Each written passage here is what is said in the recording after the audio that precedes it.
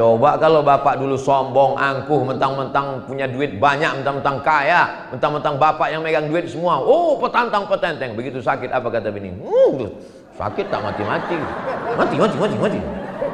Pas giliran tamu datang, abang sehat ya bang? Saya sehat. Begitu tamu pergi, mana surat tanah?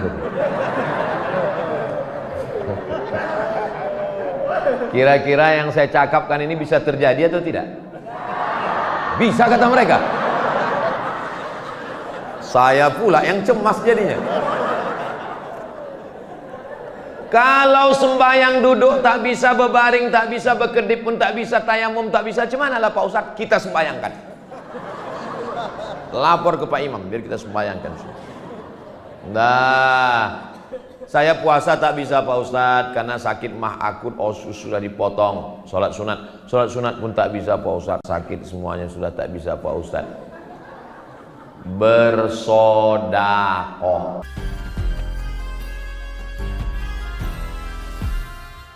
Ada hidup ini yang bisa memilih dan ada kita terpaksa tak bisa memilih. Misalnya saya ceramah berdiri dengan ceramah duduk, itu memilih atau terpaksa? Terpaksa. Enggak ada orang maksa saya mesti duduk di kursi. Saya tadi masuk, saya ya terserah Ustadz, mau duduk di bawah, mau di kursi, atau mau berdiri. Itu pilihan saya. Kenapa saya tidak duduk di bawah? Karena kalau saya duduk di bawah tak nampak di kamera. Kenapa Ustaz tidak berdiri? Karena kursi sudah disiapkan. Kalau tidak duduk tidak menghormati panitia. Jadi akhirnya saya tidak berdiri, saya tidak duduk di lantai, saya pilih yang pertengahan, duduk di kursi. Artinya hidup ini pilihan. Saya mohon maaf pada orang-orang tua, saya duduk di atas tak sopan. Saya terus terang duduk di atas ini tak enak hati. Tapi tak lama, habis tausiah ini saya pulang. Nah, menjadi orang Melayu lahir di Pulau Bangka itu pilihan atau terpaksa? Pilihan.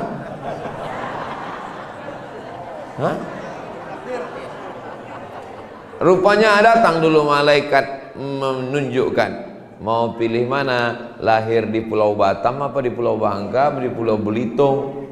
Enggak ada. Kita terpaksa dengan keterpaksaan takdir. Ini konsep ini dituliskan oleh ulama besar alumni Al-Azhar dari Suriah Damaskus, nama Syekh Muhammad Said Ramadan Al-Buti. Kitabnya Al-Insan Bainal Musayyar wal Mukhayyar. Manusia itu antara dua. Musayyar, dijalankan Allah, tak ada bisa memilih. Mukhayyar, dan dia bisa memilih. Ini perlu dijelaskan. Karena banyak orang sekarang salah. Akhirnya gara-gara salah pikir, salah cakap, salah buat, salah amal. Kenapa kamu minum khamar? Kenapa kamu berjudi? Kenapa kamu berzina? Ini sudah takdir saya Pak Ustadz. Dia minum khamar itu bisa memilih atau tidak bisa? Bisa. Antara minum khamar atau minum teh manis, antara berzina atau berzikir, antara berjudi atau dia membantu fakir miskin. Duit dicari dengan susah payah, tetes peluh keringat dan air mata. Sesudah dapat, main judi online. Mana ada orang menang judi online? Sama dengan main catur dengan robot, mana mungkin kita menang? Judi online itu ada aplikasinya, dia buat kita untung, habis itu hancur, rugi. Nanti kalau saya jelaskan curiga pula jamaah, kayaknya Ustadz pernah main juga ini. Jadi sekarang banyak manusia ini setelah dia buat dosa, dengan penuh kesadaran dia bisa memilih, tapi dia melakukan kesalahan yang paling fatal, dia menyalahkan Tuhan. Padahal manusia ini Bapak Ibu hafal semua ayatnya. Wa nafsin wa ma sawwaha fa alhamaha fujuraha wa taqwaha. Jiwa dan penciptaannya Allah berikan jalan fujur, jahat, minum, khamar, zina, mabuk, sakau, wa taqwaha, ikhlas, baik, salat, zakat, puasa, sunat, haji. Qad aflaha man zakkaha, beruntunglah orang yang mensucikan dirinya. Wa qad khaba man dassaha, merugilah orang yang mengotori jiwanya. Hari ini pagi-pagi hujan, enaknya menarik. Oh, sepakat semua nih. Tapi dengan susah payah, mandi bersih, datang ke masjid Salsabila, melangkahkan kaki bismillahi tawakkaltu 'ala Allah la haula wala quwata illa billah. Ini datang ke masjid ini pilihan atau keterpaksaan? Pilihan. Siapa yang mau duduk di rumah nonton TV, tidur-tiduran? Dan dia lebih memilih kemari. Allah berjanji, walladzina jahadu fina, siapa yang bermujahadah melawan hawa nafsunya, lalu dia mencari jalan Allah, lanahdiyannahum subulana, kami akan menunjukkan jalan kami. Jadi kita ini dari mulai bangun pagi tadi sudah berjihad. Pilihannya antara dua, tidur atau bangun subuh. Lawan kantuk, bangun. Bismika Allah, apa pula bismika? Alhamdulillahilladzi ahyana ba'dama amatana wa ilaihi nusyur. Salat di rumah ajalah. Salat di rumah apa di masjid? Di rumah apa di masjid? Di rumah, di masjid. Di rumah, di masjid. Di rumah.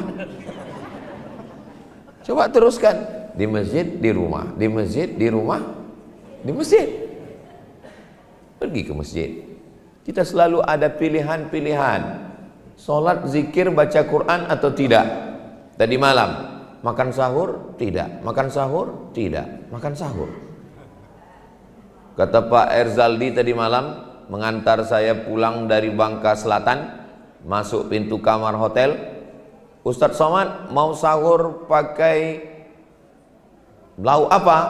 Saya bilang nasi bungkus, nasi campur. Pagi tadi langsung dasang, nasi bungkus, nasi campur. Saya ngasih tahu ini supaya jangan siapkan teh manis.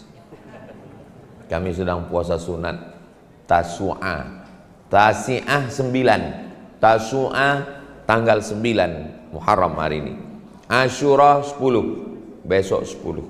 Yang paling bagus 3 hari, 9, 10, 11. Tak sanggup 2 hari, 9, 10. Tak juga sanggup, enggak apa-apa, 10 aja pun enggak apa-apa, besok. 10 tak juga sanggup, pergi ke laut. Ngapain Pak Ustadz? Terjun ke laut. Saya tidak sanggup. Ada satu pintu di surga itu namanya, nama mata airnya Ainun fiha salsabila. Ada mata air namanya Salsabila. Cantik nama anak perempuan. Siapa nama anaknya? Salsabila. Masya Allah. Mudah-mudahan ibu bapak punya anak perempuan. Saya juga, saya tak ada anak perempuan. Nama pintunya Babur Rayyan. Rayyan la yadkhuluhu illa shaimun, hanya dimasuki oleh orang yang puasa. Jadi amal yang paling bagus bulan Muharram ini, Syahrullahil Muharram, wa minal hurumi fasum, bulan haram puasalah engkau. Bulan haram itu ada 4, Zulqa'dah, Zulhijjah, Muharram, Rajab. Zulqa'dah, Zulhijjah, Muharram, Rajab. Tidak ditengok tanggal berapa, pokoknya silakan aja puasa. Tapi yang dilarang itu ada tanggalnya. Yang tidak boleh 10 Zulhijjah, 11, 12, 13. 4 hari ini haram puasa. Kenapa? Karena hari makan kambing. Tak boleh. Kalau puasa kita tanggal 10, 11, 12, 13 mubazir lah, kambing-kambing itu busuk. Akhirnya kita habiskan kambing. Bagaimana kambingnya kemarin? Sudah habis? Alhamdulillah. Nah, bagi yang sakit-sakit, ketika kita pergi ke pasar beli apel Pak Ustadz, iya apel. Di belakang rumah kita ada jambu, kita petik, bawa letak ke meja makan. Kita belah apel putih bersih, kita belah jambu berulat. Pertanyaannya, kenapa ulat tidak makan apel? Karena apel mahal Pak Ustadz? Bukan. Kenapa ulat tak makan apel? Karena apel disemprot pestisida, sedangkan jambu tak disemprot. Akhirnya ulat makan jambu. Sebetulnya lebih cerdas ulat apa kita? Lebih cerdas ulat. Buktinya ulat tak makan pestisida. Pergi kita ke pasar, tempat jual ikan asin, itu ikan asin yang dikerumuni lalat. Kenapa ikan asin yang di sini tak ada lalat? Rupanya ikan asin ini disiram formalin, pengawet mayat. Lalat tahu, orang tak tahu. Akhirnya dimakannya ikan asin yang pakai pengawet mayat. 2 bulan dimakan langsung jadi mayat. Kita makan buah dengan pestisida, kita makan ikan asin, ternyata ada formalin masuk ke dalam badan kita tidak bisa mengolah. Saya makan pisang, kulit pisangnya saya buang ke tanah, kulit pisangnya busuk. Tapi kalau kita minum teh botolnya plastik, dibuang ke dalam tanah, plastiknya menggumpal 100 tahun tidak busuk. Maka jangan buang plastik ke tanah, jangan buang plastik ke laut. Lagi minum teh es, buang plastiknya ke laut, plastiknya masuk ke dalam. Plastik yang masuk ke dalam itu ditengok oleh ubur, ditengok oleh penyu, ditengok penyu, kura-kura makanannya ubur, ditengoknya ubur-ubur, ini macam ubur-ubur, pas dimakan rupanya plastik. Jangan buang sampah plastik ke laut, jangan buang sampah plastik ke tanah. Sampah plastik mesti dibakar. Adapun nasi, sampah-sampah ikan itu buang ke tanah bagus, jadi pupuk, kompos. Tapi kalau plastik, begitu juga kalau plastik ini masuk ke badan kita, termasuklah ini pengawet, penyedap rasa. Saya sampai sekarang tidak makan makanan yang ada pengawet. Kalau makan tahu goreng habis. Kalau makan ayam goreng habis. Jangan makan ayam cepat saji pakai pengawet, pakai pengenak makanan, menggumpal di dalam badan. Jadi apa dia? Badan kita tidak bisa mengolahnya. Masuk ke badan kita menjadi CANCER. Orang barat menyebutnya cancer. Orang kita payah nyebut cancer. Kenapa? Kanker. Menggumpal dalam badan jadi apa? Jadi kista. Anak SD kena kista. Nggak masuk akal. Kok bisa anak SD kena kista? Rupanya minumnya pengawet, makanannya cepat saji. Anak SD kena diabetes. Loh, anak SD kok bisa kena diabetes? Rupanya minumannya minuman kaleng, minumannya minuman bersoda, minumannya minuman tidak pakai gula. Saya kalau minum teh itu dituangkan gula, memang betul gula. Ini sekarang ada minuman yang manis tapi bukan gula. Apa namanya? Pemanis buatan, bahan kimia. Itu semua racun menggumpal di dalam badan, jadi kanker, jadi tumor, jadi penyakit, jadi kista. Bagaimana cara membuangnya? Dibakar. Itu yang berada di dalam badan kita itu dibakar. Itulah dia kemoterapi. Di kemo. Mudah-mudahan yang sakit-sakit diangkat Allah penyakitnya. Ternyata orang barat menemukan obatnya. Namanya fasting terapi. Terapi fasting. Fasting itu apa? Tidak makan pagi, tidak makan siang, tidak makan malam. Rupanya kalau kita ini tidak makan, badan kita itu memakan diri kita sendiri.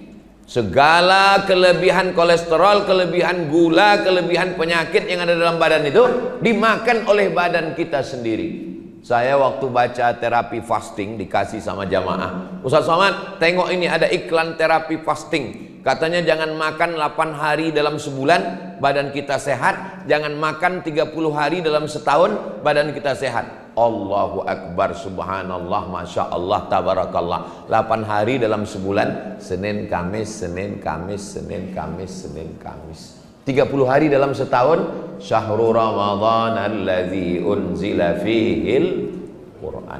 Itu mukjizat Nabi Muhammad sallallahu alaihi wasallam.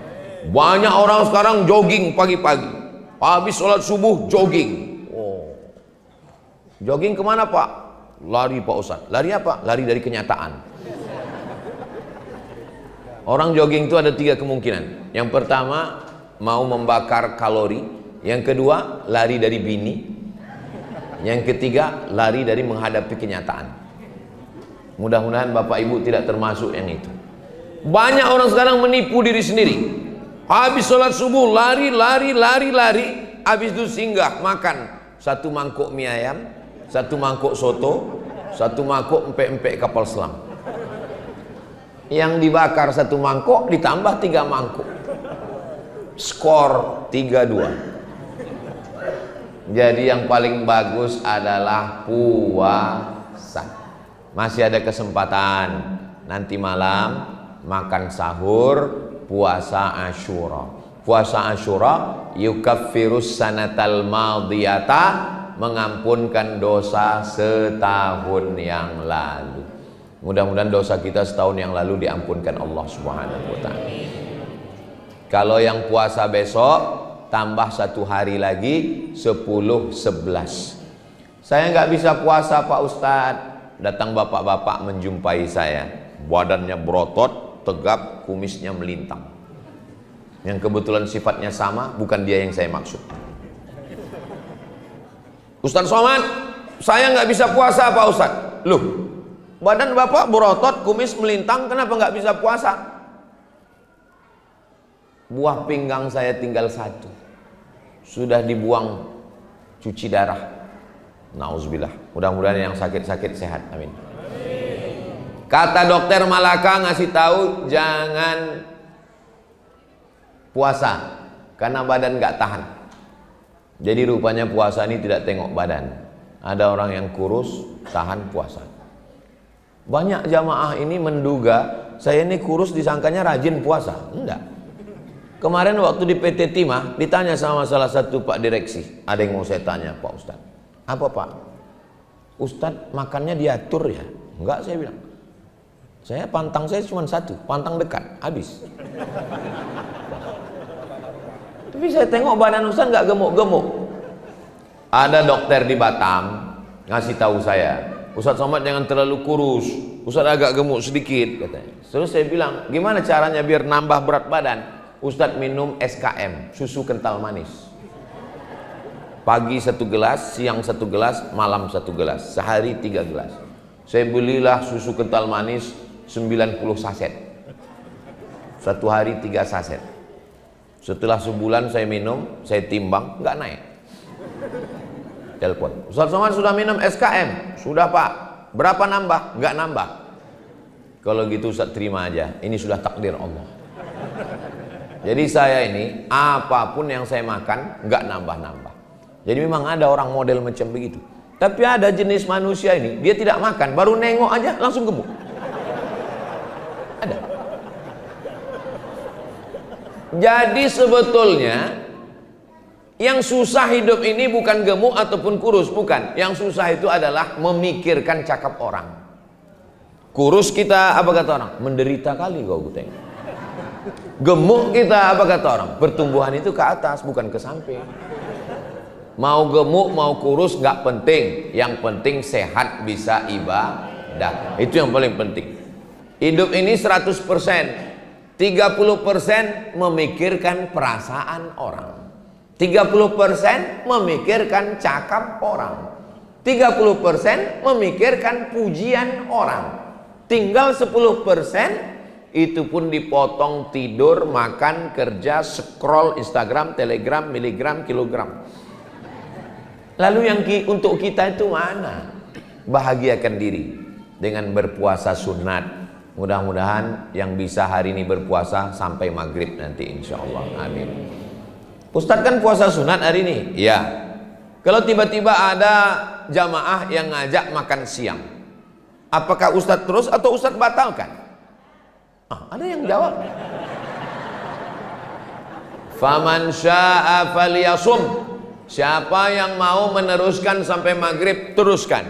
Waman syaa falyuftir. Siapa yang mau membatalkan, silakan batalkan. Kecuali ibu puasa qadha. Misalnya tadi malam niat saya besok puasa qadha, dapat pahala puasa qadha dan dapat pahala puasa sunat. Maka dia tidak boleh membatalkan puasa qadha kecuali darurat. Tapi saya yang puasa sunat, misalnya saya diajak bertamu ke rumah, tiba-tiba ibu masak, terus ditanya, Ustadz silakan buka puasa. Saya tengok dulu lauknya.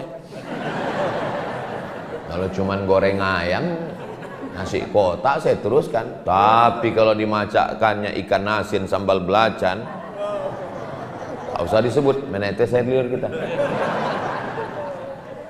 Apa maksudnya? Kalau kita bertamu ke rumah orang, tuan rumahnya puasa, kita jangan tersinggung.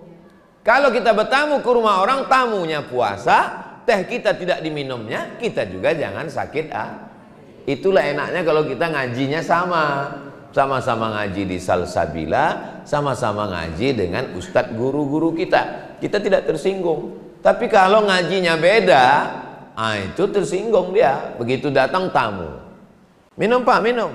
Terus kata tamu, saya puasa. Alah, macam masuk surga aja. Begitu juga kalau kita bertamu ke rumah orang. Bertamu kita ke rumah orang, disiapkannya makanan, disiapkannya minuman. Terus dia bilang, minum pak, silakan. Bapak enggak minum, saya puasa. Aduh, enggak enak lah kami. Kalau saya justru misalnya saya bertamu ke rumah bapak, saya enggak puasa, bapak puasa. Mohon maaf ya Pak Ustadz, silakan habiskan, saya puasa. Bagus, jatah saya kan banyak. Begitu juga kalau saya tuan rumah, pas sudah saya siapkan, saya suruh dia, makan Pak, minum. Dia nggak mau minum, bagus, tak habis teh botol saya. Jadi menjaga hati itu penting, tapi menjaga hati berdasarkan hati tanpa ilmu hampa kosong, apalagi hanya menurutkan perasaan suudzon. Tapi kalau dia berdasarkan ilmu, kau puasa alhamdulillah, kau tak puasa pun tak masalah. Begitu juga dengan puasa kita hari ini dan puasa besok insya Allah. Selanjutnya adalah, kalau tidak bisa puasa macam mana Pak Ustadz? Memperbanyak solat sunnat. Idza dakhala ahadukumul masjid, kalau kamu masuk masjid, fala yajlis, jangan duduk, hatta yusolli raka'ataini, sampai solat sunat 2 rakaat. Namanya solat tahiyatul masjid. Ustadz Somad ngatanya tahiyatul masjid, tapi tadi kami tengok Ustadz langsung masuk langsung duduk. Saya ada wudu. Tadi sebelum di hotel sebelum kemari saya berwudu. Nanti ke masjid saya tahiyatul masjid lah. Pas sampai di sini langsung disuruh duduk. Nanti kalau saya ditanya malaikat, kenapa kau tahiyatul masjid? Panitia nyuruh duduk. Saya udah ada niat tadi dari rumah. Apa gunanya kita tahiyatul masjid? Supaya tempat sujud kita itu menjadi saksi nanti di akhirat.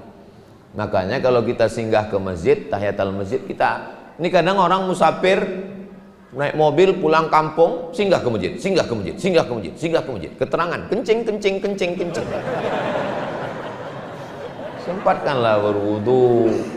Bukan lama tahiyatul masjid tuh. Usolli sunnat tahiyatul masjid raka'ataini lillahi ta'ala, Allahu Akbar, iftitah, Fatihah, ayat, ruku', i'tidal, sujud, duduk, sujud, tegak, Fatihah, ayat, ruku', i'tidal, sujud, duduk, sujud, tasyahud, salam, selesai 2 menit.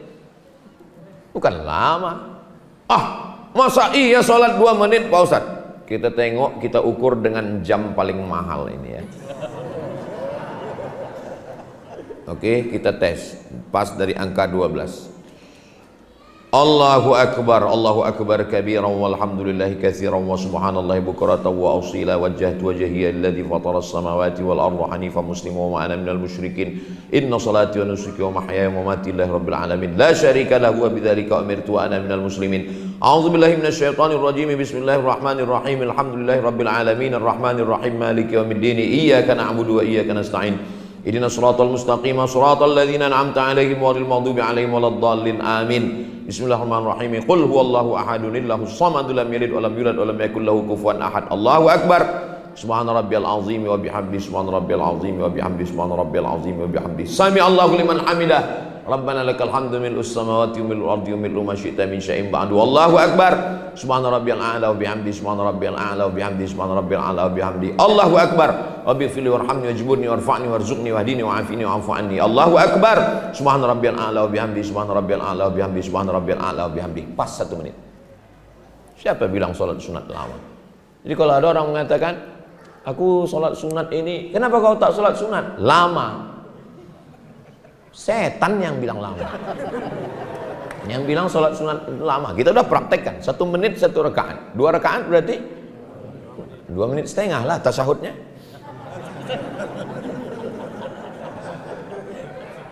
Qabliyah subuh jangan sampai tinggal. Qabliyah subuh. Raka'atul fajri 2 rakaat qabliyah subuh khairum minad dunya wa ma fiha. Lebih baik daripada dunia beserta isi. Yang paling kaya bukan konglomerat. Yang paling kaya bukan Bill Gates. Yang paling kaya adalah orang yang tadi 2 rakaat qabliyah subuh. Yang paling miskin bukan asnaf zakat. Yang paling miskin adalah yang tadi tidak qabliyah subuh. Ustadz, bagaimana kalau saya bangunnya jam 5.30? Orang sudah sholat subuh di masjid. Bangun jam 5.30. Jangan langsung sholat subuh. Tetap qabliyah subuh. Kalau saya bangun jam 8 Pak Ustadz, nyari gara-gara itu namanya. Itu bukan nanya, itu membangkitkan setan Ustadz itu. Andai terlambat bangun tetap qabliyah subuh. Mana dalilnya? Dalilnya Nabi musafir. Musafir mereka tertidur di atas pasir.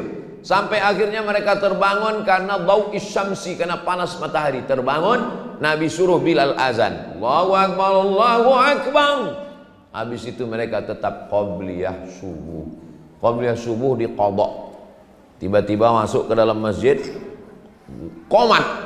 Allahu akbar, Allahu akbar. Asyhadu an la ilaha illallah. Langsung kita sholat subuh. Aduh, aku belum qabliyah subuh. Maka qabliyah subuhnya dilaksanakan setelah sholat subuh. Tapi jangan dibuat di masjid, karena tak ada ba'diyah subuh. Kalau dibuat di masjid, nanti tegak berdiri jamaah berbisik. Siapa itu? ISIS. Aliran sesat kan. Buatlah qabliyah subuh itu diqadha di rumah. Qabliyah subuh, apalagi sampai ke masjid, sholat subuh. Habis sholat subuh jangan keluar masjid. Apalagi besok hari Ahad. Besok kesempatan untuk jangan sampai besok subuh. Jangan ada yang habis sholat subuh tidur. Habis sholat subuh, kalau hari lain mungkin mau kerja. Besok hari libur, hari Ahad. Bertepatan dengan Asyura 10 Muharram. Bertepatan. Besok habis sholat subuh ngaji di masjid. Man sholat subuh fi jama'atin. Siapa yang sholat subuh berjamaah, summa qa'ada yadhkurullah.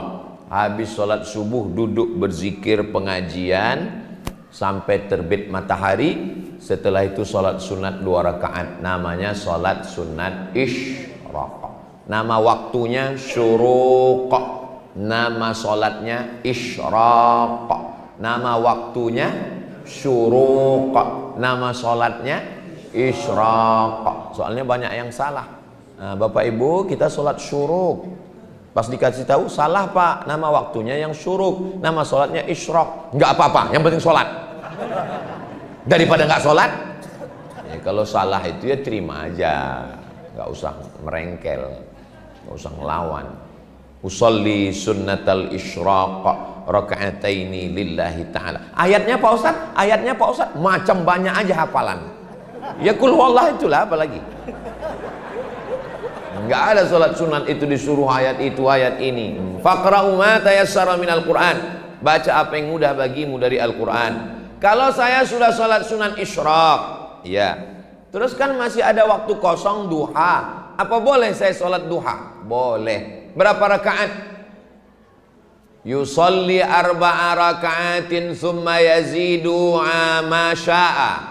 Nabi sholat 4 rakaat, 2 rakaat 1 salam, 2 rakaat 1 salam, summa yazidu ma sya'a, kemudian dia tambah sesukanya. Sholat duha tak ada batasan, 2 rakaat, 4 rakaat, 6 rakaat, 8 rakaat, 12 rakaat. Makanya ada orang yang sholat suruh sholat sunat. Sholat sunat badan sehat. Yang ngasih tahu sehat bukan saya, dokter spesialis tulang. SPOT, spesialis objin ortopedi. Objin itu kandungan. SPOT, spesialis ortopedi tulang. Jadi kebetulan ada satu profesor spesialis tulang ngomong ke saya, Ustaz Somad, kalau kita makan dari mana? Dari mulut. Kalau kulit makan dari mana? Dari pori-pori, kan ada lubang-lubang. Kalau tulang makan dari mana? Ya tengok dulu, tulang Nasution, Hasibuan, Siregar. Tulang Pak Ustadz, tulang. Kalau tulang tuh makannya dari mana? Ya nggak tahu kok nanya saya. Tulang itu makannya dari bergerak. Karena tulang tak ada pori-porinya. Kata dokter tuh ngomong ke saya.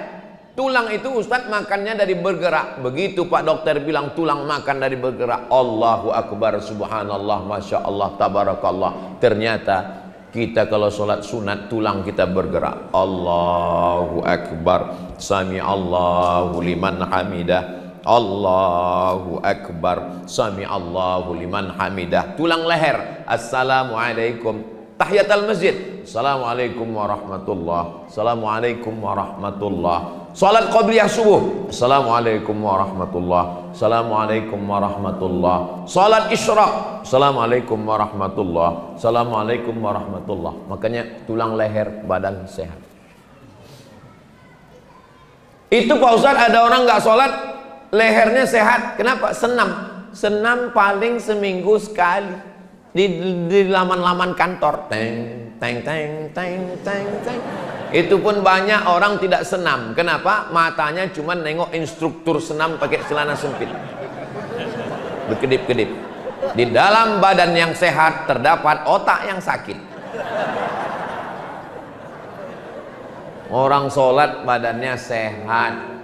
Kenapa? Karena tulang-tulangnya itu bergerak semua. Tulang-tulang sendinya, kaki-kakinya. Saya ini Pak Ustadz udah sholat. Kenapa kata Ustadz Somad kalau sholat tulang kita sehat? Kenapa saya sholat kok saya sakit? Masalahnya Bapak sholatnya kapan? Itulah Pak Ustadz, sejak keluar surat pensiun kemarin.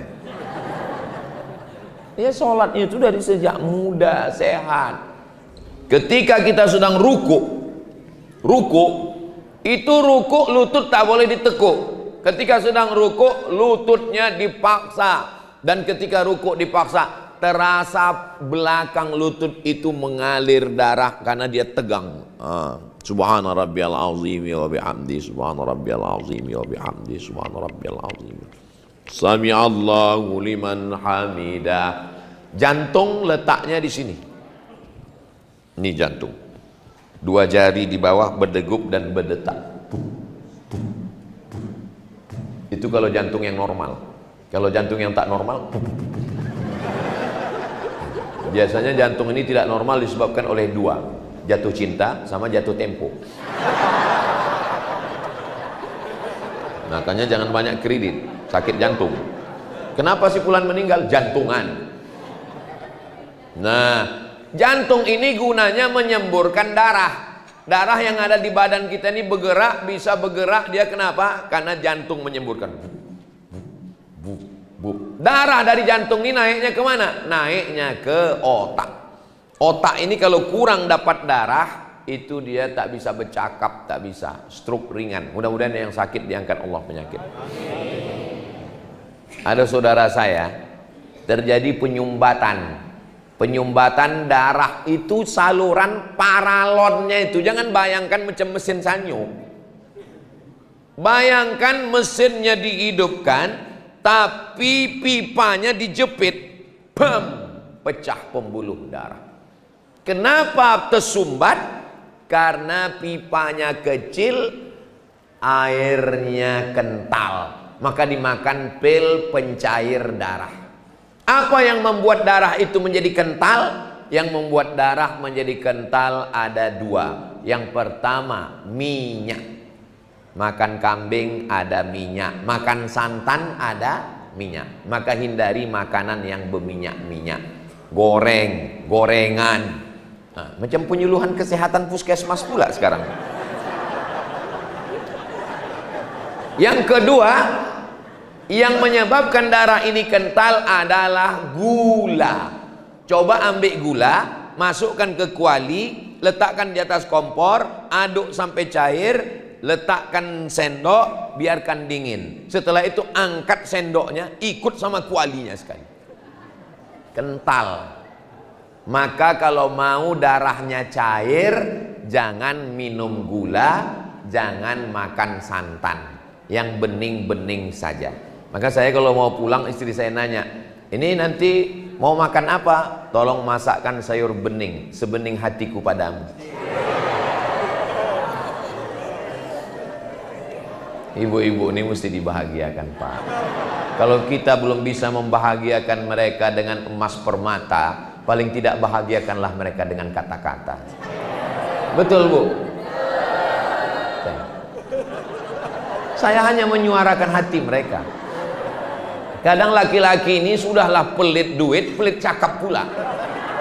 Cukuplah pelit duit aja, betul Bu? Rasa-rasa unjuk rasa sekarang. Ini Ustaz mengajar begini ini dapatnya dari motivator mana nih? Motivator kita adalah Sayyidina Muhammad sallallahu alaihi wasallam. Ini mimbar Nabi. Ini mihrab Nabi. Rumah Nabi di sebelah kiri.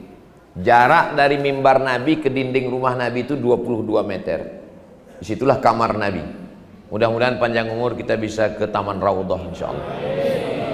Ini di Masjid Salsabila ini udah rasa-rasa Taman Raudhah ini, karena karpetnya hijau. Cuman nggak Raudhah kali. Nabi waktu itu sedang iktikaf. Nabi selesai jadi imam iktikaf, lalu Nabi pergi ke pinggir, ke tepi. Pintu itu kamar Nabi. Nabi mengulurkan kepalanya. Diulurkan di kepalanya. Kenapa Nabi tidak masuk ke dalam? Karena kalau Nabi masuk ke kamarnya, iktikafnya batal. Dia tak mau membatalkan iktikafnya. Badannya tetap di dalam. Kenapa Sayyidatuna Aisyah, nama istri Nabi Aisyah, kenapa Aisyah tidak masuk ke masjid? Aisyah maaf cakap sedang haid, tak boleh masuk masjid. Nabi di dalam masjid, Aisyah di dalam kamar. Dan Nabi mengulurkan kepalanya untuk disisir oleh Aisyah. Sekarang saya tanya, kapan bapak terakhir minta sisirkan sampai? Saya terakhir disisirkan 10 tahun yang lalu Pak Ustaz, sebelum botak. Jadi ikut sunnah Nabi itu bukan sekedar bersolawat, tapi juga bagaimana? Apa kata Nabi? Khairukum, orang paling baik di antara kamu adalah khairukum li ahli. Orang yang paling baik di antara kamu, orang yang paling baik kepada istrinya. Wa ana khairukum li ahli, aku orang paling baik kepada istriku, kata Nabi sallallahu alaihi wasallam. Nabi tak pernah manggil nama. Tak pernah manggil nama. Ya Aisyah, tak pernah. Apa kata Nabi? Ya Humaira. Humaira artinya orang yang kulitnya putih, kalau kena matahari kemerah-merahan. Jadi Pak Ustadz, boleh kami panggil istri kami ya Humaira? Ya, apa pula salahnya? Tapi dia tak putih. Ya, menyenangkan hati dia. Mereka sebetulnya udah berusaha, Pak. Beberapa skincare sudah mereka coba. Tapi yang namanya alat buatan manusia, ya bertahap. Mungkin yang putih baru muka aja, leher masih hitam. Jangan pula panggil langsung Haya Zebra. Memang walaupun bercanda sakit hati dia. Coba nanti bapak pulang dari sini panggil, ya Humaira. Pas ibu itu tersipu, alah kata dia. Saya semua yang saya cakapkan ini sudah saya amalkan. Nah, saya minta sisir sudah, saya panggil ya Humaira sudah. Ini kadang laki-laki ini bercanda tapi menikam sakit ke hati. Galah patah boleh disambung, kaca retak boleh direkat, hati yang sakit kemana obat akan dicari. Kadang laki-laki ini bercanda tapi nyelekit ke ujung tangkai jantung paling dalam. Pulang-pulang ya Hajar Aswad. Nah, jadi kalau kita sholat, ini kan jantung ini berat ini. Jantung ini menyemburkan darah dari jantung ini naik ke otak ini berat, mendaki ke atas. Tapi ketika kita sholat, jantungnya istirahat. Kenapa? Ketika berdiri jantung di bawah, otak di atas. Tapi ketika kita sedang sholat, sujud, jantungnya di atas, otaknya di bawah. Tapi Pak Ustadz, suami saya jantungnya di atas, otaknya di bawah. Janganlah gitu, Bu. Kalaupun suami ibu tak berotak, janganlah dicakapkan. Bilang aja sama dia, Bang, ini ku belikan abang sepiring. Apa nih? Otak-otak. Supaya abang jangan kuat-kuat. Jantung kita di atas, otak kita di bawah. Itu maka disuruh sujud lama. Nabi itu sujud lama kalau dia sholat sendirian. Tapi kalau jadi imam, paling banyak sujud hanya 12. Lebih dari 12 makruh. Kenapa makruh? Salam kita makmum itu udah berkunang-kunang semua. Tapi kalau kita sholat sendiri, tahajud, aqrabu ma yakunul abdu min rabbihi wa huwa sajid, orang paling dekat dengan Allah waktu sujud. Fa'aksiru fihi doa, perbanyaklah doa di sujud. Subhana rabbiyal a'la wa bihamdi, subhana rabbiyal a'la wa bihamdi, subhana rabbiyal a'la wa bihamdi. Minta anak yang soleh, Rabbi habli minas solihin.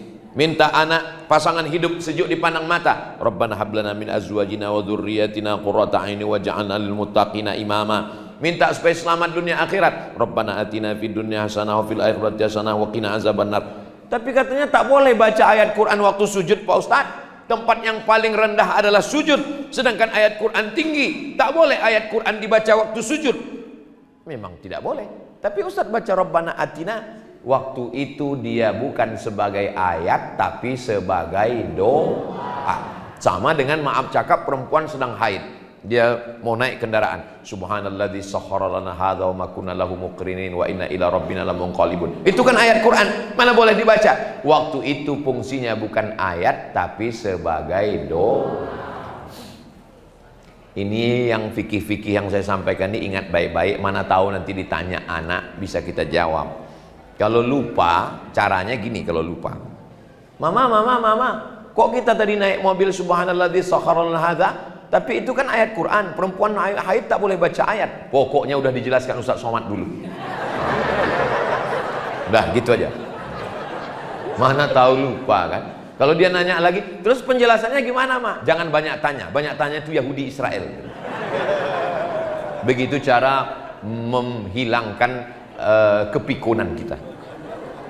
Nah, jadi orang yang banyak sholat sunat itu bagus sekali. Rakaat man shalla isnatai asyarata rakaat, siapa yang sholat 12 rakaat fil yaumi wal lailah, sehari semalam, bunyalahu bihinna baitun fil jannah, dibangunkan satu tempat di surga, sholat 12 rakaat. Yang 12 rakaat itu namanya rawatib muakkad.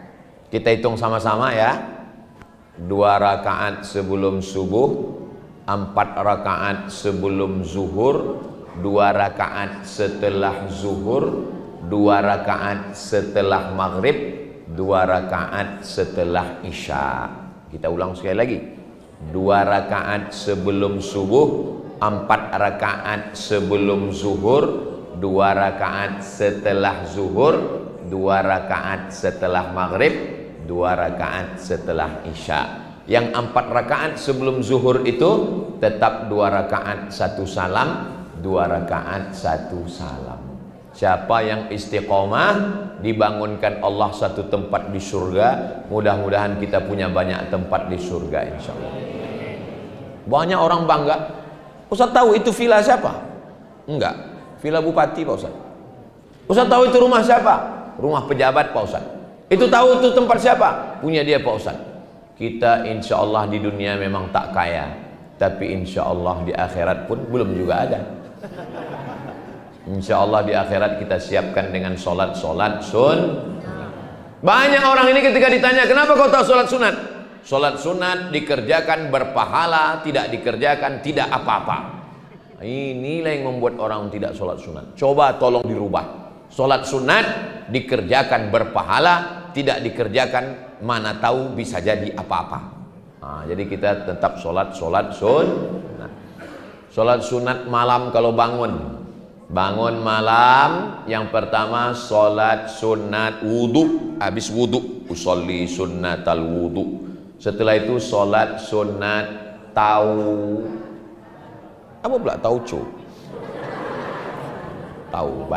Habis solat sunat taubat, solat sunat tahajud. Habis itu solat sunat hajat, usolli sunnatal hajat. Hajatnya perlu disebutkan? Tak usah, takutnya didengar kawan sebelah. Usolli sunnatal hajat, mau nikah dengan anak Pak Haji lillahi ta'ala. Apalagi kalau sholatnya di masjid, didengar kawan sebelah, aku itu juga, kata dia. Tergantunglah kita kuat-kuatan bilang. Selama janur kuning belum melambai, masih kita berusaha sekuat tenaga sholat hajat bilang. Takbir. Saya tengok yang banyak takbir yang udah nikah pula. Setelah sholat sunat hajat ditutup dengan sholat witir. Sholat witir yang paling afdal mazhab Syafi'i 2 rakaat 1 rakaat. Tapi kalau ada yang buat 3 rakaat sah. 3 rakaat tidak pakai tasyahud awal supaya tidak sama dengan maghrib. Rakaat pertama sabbihis, rakaat kedua kuliah, rakaat ketiga kulhu. Saya Pak Ustaz 3-3-nya kulhu, jadilah daripada tidak sama sekali. Kulhu. Ada seorang laki-laki namanya Qatadah bin Nu'man. Siapa namanya? Qatadah bin Nu'man. Salat malam dari Isya sampai subuh ayatnya kulhu. Dilaporkan ke Nabi. Hadisnya ada dalam kitab Musnad Ahmad bin Hanbal. Wahai Rasulullah, ya, ada sahabat namanya Qatadah bin Nu'man. Kenapa dia? Dia sholat dari Isya sampai subuh tak ganti-ganti ayatnya kulhu. Kata Nabi, innaha la ta'dilu thulutsal Qur'an. 1 kulhu Allah sama dengan 1/3 Al-Quran. Dibaca 3 kali sama dengan sehatam Quran. Berarti dia dari Isya sampai subuh sudah menghatamkan Quran berkali-kali. Inilah dalil yang ditunggu-tunggu pencinta kulhu.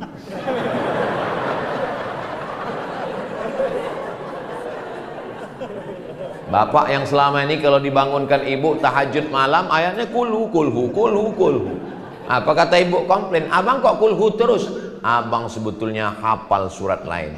Tapi kata Rasulullah, innaha la ta'dilu thulutsal Qur'an. Dia ini sama dengan 1/3 Al-Quran. Itu makanya kalau kita tahlil baca kulhu berapa kali? La ilaha illallah wallahu akbar. Bismillahirrahmanirrahim. Qul huwallahu ahadunillahus samad. Lam yalid wa lam yulad wa lam yakul lahu kufuwan ahad. Di Bangka ini masih ada orang baca tahlil. Alhamdulillah. Kalau udah tak ada lagi orang baca tahlil, kiamat dunia ini. Karena tahlil itu artinya la ilaha illallah. Jadi kalau ada orang mengatakan nggak boleh tahlil, gimana kita mau sholat? Asyhadu an, nggak boleh tahlil. Tahlil artinya la ilaha illallah. Kenapa orang meninggal itu disebut tahlil? Karena pada malam itu bacaan yang paling sempurna. Afdhalul dzikri fa'lam annahu la ilaha illallah, la ilaha illallah. Sholat. Saya Pak Ustadz sholatnya nggak bisa berdiri di awal saja. Baca iftitah, fatihah, ayat. Habis itu pas ruku sama sujud duduk di kursi. Duduk di kursi. Ruku, Allahu Akbar. Sami Allah liman hamidah. Sujud lebih rendah. Allah, jangan rendah kali, telangkup nanti.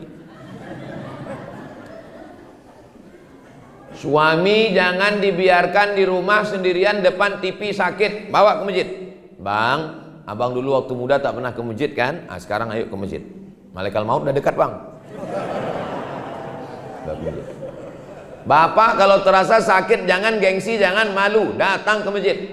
Di Mesir itu disediakan. Dulu waktu saya ke Mesir, waktu saya masih kuliah di Mesir, di sebelah kanan 3 kursi, di sebelah kiri 3 kursi. Dulu begitu. 2017 saya datang lagi ke Mesir. Ternyata tidak ada lagi kursi di kanan, tak ada lagi di kursi. Di mana? Di belakang dibuatkan satu baris. Orang sakit jangan biarkan di rumah. Ini banyak kadang ibu bapak malu. Orang sakit itu bawa ke masjid supaya dia bangkit semangatnya, sehat, dia didoakan orang. Dibiarkan di rumah nonton TV, nonton tinju, kalah yang dia dukung, mati dia. Dia suka Mike Tyson, tiba-tiba Mike Tyson kalah kemarin, tengoknya Mike Tyson kalah, mati dia. Mike Tyson hidup, dia mati. Udah, nggak bisa saya sholat di kursi Pak Ustadz. Sholat di atas kasur, miring ke kiblat, kepala di utara, kaki di selatan, miring ke kiblat. Tak bisa miring Pak Ustadz, karena kena ini, terjepit, saraf terjepit. Sholat terlentang pakai kedip mata. Allahu Akbar, Sami Allahu liman hamidah, Allahu Akbar. Sholat pakai kedip mata. Tidak gugur sholat walaupun sedang sakit. Makanya kalau pergi ke rumah sakit menjenguk orang sakit, jangan bawa jeruk, karena jeruknya dimakan orang sehat. Kalau jenguk orang sakit, bawakan debu.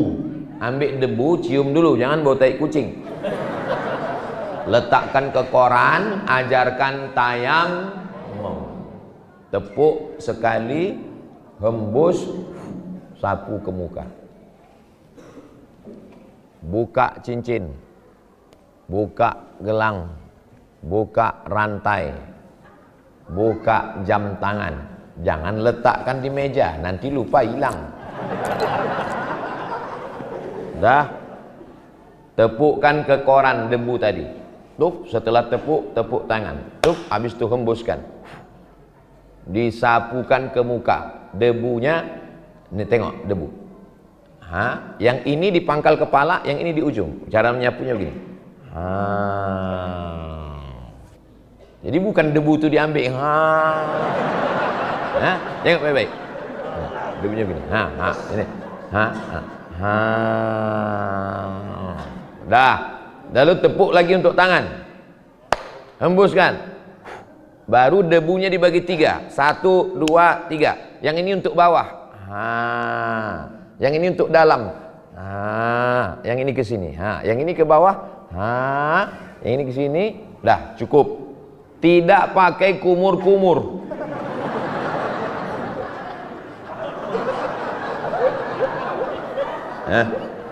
Salat. Sekarang banyak saudara-saudara kita yang sakit di ruang ICU tak sembahyang berhari-hari. Sakit bisa dijamak tapi tidak pakai qasar. Karena qasar syaratnya mesti musafir.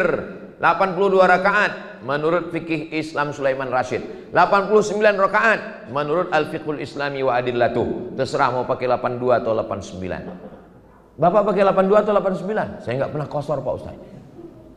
Kalau gitu sempurna terus, sembahyang pun tidak Pak Ustaz. Mati kita. Nah, jadi bagi yang pakai pampers, bagi yang pakai keteter, maka 3 kali saja. Subuh bersihkan semua, membersihkannya setelah azan. Allahu Akbar, Allahu Akbar. Baru bersihkan. Setelah bersihkan semua, ganti pempes pembalut baru, sholat. Menetes waktu sholat itu ma'fu anhu. Jangan berwuduknya sebelum azan, tak boleh. Habis itu zuhur, tunggu azan zuhur. Allahu Akbar, Allahu Akbar. Bersihkan. Setelah bersihkan, pakai pempes, sholat zuhur 4 rakaat, sholat asar 4 rakaat, jamak takdim. Nanti malamnya jangan di maghrib, di isya, supaya pas mau tidur malam. Jam-jam 9 pas mau tidur, masuk waktu isya, sholat isyaknya 4 rakaat, sholat maghribnya 3 rakaat, karena darurat tingkat tinggi. Ini bagi yang sakit, yang memang susah. Jangan demam puyuh jamak sikit. Sikit jamak, sikit jamak. Nanti saya yang kena azabnya di akhirat. Terus ditanya, kenapa kau jamak? Kata Ustaz Somad,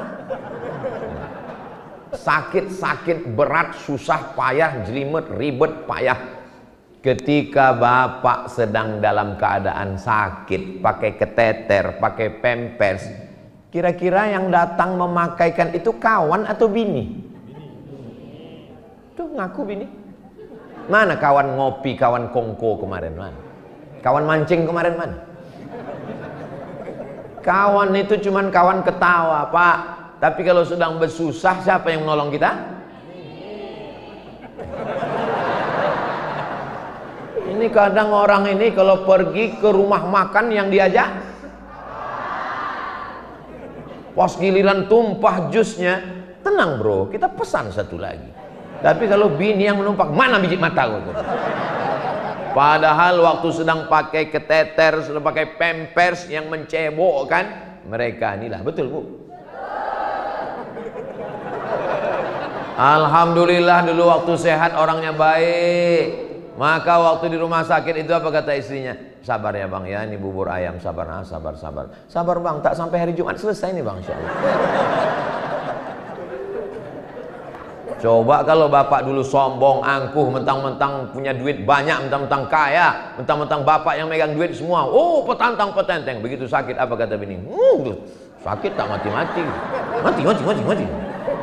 Pas giliran tamu datang, abang sehat ya bang? Sehat. Begitu tamu pergi, mana surat tanah? Kira-kira yang saya cakapkan ini bisa terjadi atau tidak? Bisa kata mereka. Saya pula yang cemas jadinya. Kalau sembahyang duduk tak bisa, berbaring tak bisa, berkedip pun tak bisa, tayamum tak bisa, cuman lah Pak Ustadz, kita sembahyangkan. Lapor ke Pak Imam biar kita sembahyangkan. Nah, saya puasa tak bisa Pak Ustadz karena sakit mah akut, sudah dipotong. Sholat sunat pun tak bisa Pak Ustadz, sakit semuanya sudah tak bisa Pak Ustadz. Bersodakoh. Makanya dulu waktu kecil datanglah makcik saya membawa, namanya di kampung saya ada namanya bubur Asyura. Di Bangka ada bubur Asyura. Kacang hijau, kacang merah, kacang segala macam, pakai santan, bubur Asyura. Kau selalu disebut meniti earlier bubur Asyura. Kemarin saya ceramah di Kelantan, habis dari Kelantan Terengganu, habis dari Terengganu ke Pahang, habis dari Pahang ke Kuala Lumpur. Pas di Terengganu dikasih kue. Ustadz boleh ke makan kue ini? Kue apa nih Pak Cik? Ini namanya kue suwo. Kue suwo. Kue suwo ini dari apa Pak Cik? Kue suwo ini dari Asyura. Oh, saya makan lah. Gimana rasanya Ustadz? Amazing. Kenapa rasa-rasa dia macam ada manis tapi dia ada pahit-pahit, ada masin sikit? Ini daging lembu, daging kerbau dicampur dengan gula merah. Oh, rasanya sedap. Susah diungkapkan dengan kata-kata. Jadi, rupanya kita semenanjung tradisi bersedekah di bulan Asyura itu sudah terbiasa. Maka bersedekah. Siapkan makanan. Saya tak kaya Pak Ustadz. Idza tabakhta, kalau kau memasak, fa'akfir ma'aha, banyakkan kuahnya. Kalau tak sanggup ngasih daging, banyakkan kuahnya. Tapi jangan gara-gara ini kuah semua. Jangan sampai besok semua anak yatim pas makan kuah. Pas ditanya, kenapa kuah? Kata Ustaz Somad. Dulu di Pulau Bangka ini orang bersedekah daging semua. Sejak Ustaz Somad ceramah kuah semua. Sedekah. Yang paling bagus itu kita mengantarkan makanan ke rumah dia. Buatkan, masukkan ke dalam rantang. Ayam goreng, bakwannya, sambal belacannya, semuanya antarkan ke rumah dia, bagus. Yang masak ibu, yang ngantar ibu. Jangan bapak ngantar. Kalau bapak yang ngantar, rupanya emak anak yatim itu cantik pula. langsung terjadi peristiwa Karbala. Nah, amal yang pertama puasa, amal yang kedua sholat sunat, amal yang ketiga sedekah. Saya Pak Ustadz sedekah pun tak sanggup, duit tak cukup. Amal yang keempat membaca Quran. Bismillahirrahmanirrahim. Yasin wal Qur'anil Hakim. Innaka laminal ala siratim tanzilal azizir rahim. Litudhira qauman ma undhira aba'uhum. Baca Quran. Kenapa cuma Yasin? Likulli syai'in qalbun, segala sesuatu punya hati. Wa qalbul Quran Yasin. Hatinya Al-Quran adalah Yasin. Sentuhlah dia tepat di hatinya, dia akan jadi milikmu untuk selamanya. Nah, itu makanya orang-orang mau ngapal Quran itu Yasin dulu dihafal. Kenapa? Hatinya dulu diambil. Kenapa bapak bisa mendapatkan ibu? Itu kan karena hatinya kan. Apa kata ibu kepada bapak? Bang, jangankan surat tanah STNK BPKB ini, nyawa aku kasihkan. Kenapa? Hatiku sudah abang tawan. Itu hanya ada di sinetron religi. Nah, banyak-banyak baca Quran. Kalau ada ibu bapak yang punya tradisi habis maghrib ke isya 1 juz, mantap. Anak-anak kita yang ngapal Quran itu murojaahnya 1 hari 2 juz. Berarti 1 bulan dia khatam 2 kali. Berarti 1 tahun dia khatam 24 kali. Ustadz Iskandar nih pimpinan pondok tahfiz Quran, santri-santrinya mengulang hafalan 1 tahun 24 kali khatam. Mudah-mudahan anak-anak kita penghafal Quran semua. Saya baca Quran pun tak bisa Pak Ustadz. Asal saya tengok Quran titik batu bercabang 3 Pak Ustadz. Itulah orang yang baca Yasin itu tak jelas pangkalnya, ujung-ujungnya terjaun fayakun. Dah. Puasa tak sanggup, sholat tak sanggup, sedekah tak sanggup, baca Quran tak sanggup. Last, terakhir sekali, amal yang paling terakhir, pejamkan mata. Afdalul dzikri fa'lam annahu la ilaha illallah, la ilaha illallah, la ilaha illallah. Kalimatani, 2 kalimat, khafifatani 'alal lisan, ringan di lisan, tsaqilatani fil mizan, berat pada timbangan mizan, habibatani ilar rahman, disukai Allah. Subhanallah wa bihamdihi subhanallahil azim, subhanallah wa bihamdihi subhanallahil azim, subhanallah wa bihamdihi subhanallahil azim. Man lazimal istighfar, siapa yang memperbanyak istighfar, ja'alallahu lahu min kulli dhiqin makhraja, segala kesempitannya diberikan jalan keluar. Wa min kulli hammin faraja, segala kesusahannya diberikan kelapangan. Wa razaqahu min haitsu la yahtasib, diberi rezeki dari jalan yang tak disangka-sangka. Astaghfirullah Rabbal baraya, astaghfirullah minal khataya, Rabbi zidni ilman nafi'a wa wafiqni amalan salihah. Saya nggak bisa istighfar pakai nyanyi-nyanyi gitu Pak Ustadz, nggak usah pakai nyanyi. Astaghfirullahaladzim alladzi la ilaha illa huwal hayyul qayyum wa atubu ilaih. Astaghfirullahaladzim. Saya istighfar kalau kuat nggak khusyuk Pak Ustadz, nggak usah kuat dalam hati.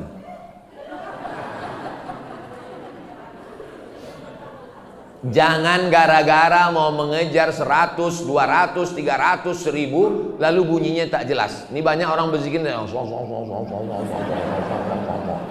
macam dapat bakwan panas. Allah.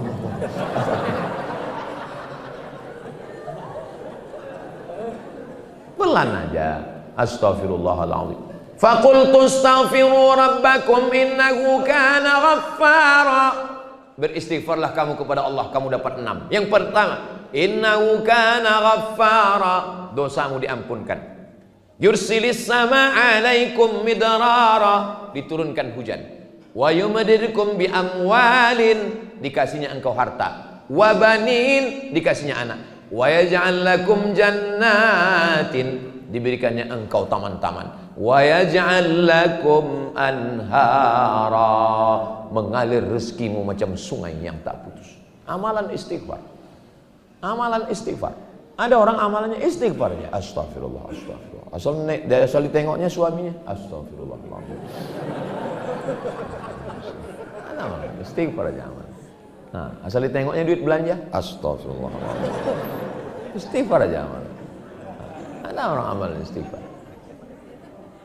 Subhanallah walhamdulillah wala ilaha illallah wallahu akbar wala haula wala quwwata illa billah il-aliyyil azim. Tapi katanya Ustaz, zikir itu nggak boleh kuat-kuat. Ini Ustaz kok zikir kuat-kuat? Ini ayatnya. Wa dzkur rabbaka fi nafsika, sebutlah Tuhanmu dalam dirimu, jangan kuat-kuat. 3 jawabannya. Berapa jawabannya? 3. Masih bisa nangkap? Masih bisa diingat? Yang pertama, kalau ada orang mempermasalahkan zikir kenapa kuat-kuat? Yang pertama, ayat itu turunnya di Makkah. Di kota Makkah tak boleh zikir kuat-kuat, takut ditangkap Abu Jahal, Abu Lahab. Di Pulau Bangka ini kalau kita berzikir ada Abu Jahal sini, ada Abu Lahab. Apalagi ini komplek polisi. Siapa yang berani datang mengganggu orang berzikir sih? Zikirlah sini kuat-kuat. Yang kedua, ayat ini turunnya ketika orang baca Quran. Wa idza quri'al Qur'an, kalau ada orang baca Quran, fastami'u lahu, dengar baik-baik. Wa ansitu, diam, la'allakum turhamun. Ada orang baca Quran, a'udzubillahi minasyaitonir rajim. Tiba-tiba ada orang berzikir kuat, la ilaha illallah. Pak polisi, tangkap, ini gila nih Pak. Yang ketiga, wa dzkur rabbaka, ka di situ engkau. Maksudnya wahai Muhammad sallallahu alaihi wasallam. Nabi Muhammad, Allahumma shalli wa sallim wa barik alaihi. Shallu ala Nabi Muhammad. Kenapa Nabi disuruh zikirnya dalam hati? Karena dia sudah selamat dari waswasatis syayatin. Kita belum lagi selamat dari bisikan setan. Kita ini zikir kuat untuk ngusir setan. Makanya kalau ada orang sekitar masjid ini terganggu dengan suara ngaji, berarti dia nggak ada saya ngomong gitu. Allahu Akbar, Allahu Akbar. Ketika azan berkumandang, setan itu lari terbirit-birit, wa alaiha duratun, sampai terkentut-kentut. Hadisnya sahih dalam Sahih Bukhari. Itu dalil bahwa zikir yang kuat menghalau setan. Itulah kenapa orang tua-tua dulu kalau mau membuka utan itu biasanya berzikir beramai-ramai. Afdalu zikri fa'lam annahu la ilaha illallah, la ilaha illallah, untuk mengusir hantu yang ada di situ. Makanya mana tahu nanti suami ibu diganggu pelakor, mana tahu. Mana tahu. Mudah-mudahan insya Allah selamat semua, insya Allah. Amin. Ini pelakor-pelakor ini biasanya pakai pelet, dimasukkannya ke air minum. Nah, dimakannya pinang muda. Tahu pinang muda? Pinang muda itu dikupas sebesar ini bijinya, dimakan, ditelan bulat-bulat. Besok pagi keluar bulat-bulat. Waktu dia keluar bulat-bulat, dikikiskan ke dalam kopi. Itulah diminum suami ibu sehingga dia tak bisa lupa sama pelakor itu. Itu cara mengusir hantunya itu, ibu zikirkan ke telinganya. La ilaha illallah. Lari semua penyakit-penyakit.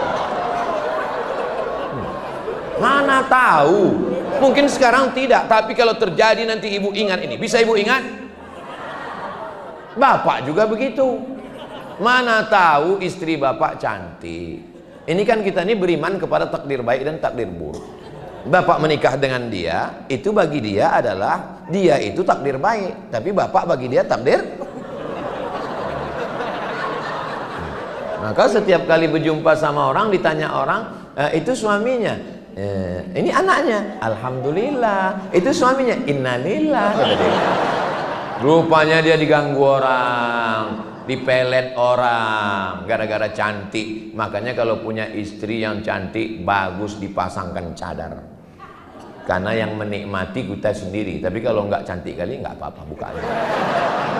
Mau kalian tengok-tengoklah. Dia tengok orang, dipelet orang, dia bapak pusing. Nanti ingat zikir ini. Dimakannya orang kalau udah kena pelet itu, Pak, nauzubillah, nauzubillah, nauzubillah, makan bakso, dia nampak wajah laki-laki itu di bakso itu.